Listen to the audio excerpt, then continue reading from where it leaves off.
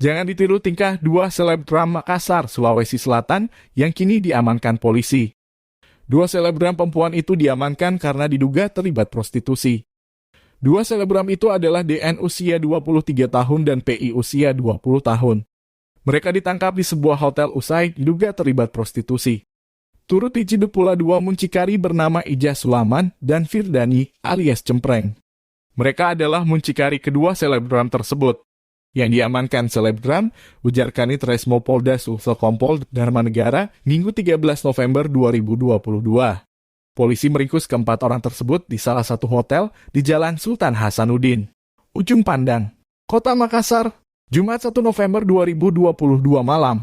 Polisi lebih dulu meringkus muncikari Ijaz dan Cempreng lalu disusul penangkapan terhadap selebgram DN dan PI.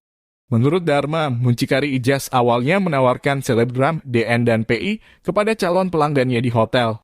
Kemudian Ijaz dan Cempreng menuju hotel untuk menunggu calon pelanggan, namun berakhir disergap polisi. Saat melakukan pengembangan di lokasi, selebgram DN dan PI ikut tertangkap di hotel. Masing-masing muncikari dan selebgram tersebut kemudian digelandang ke Polda Sulsel.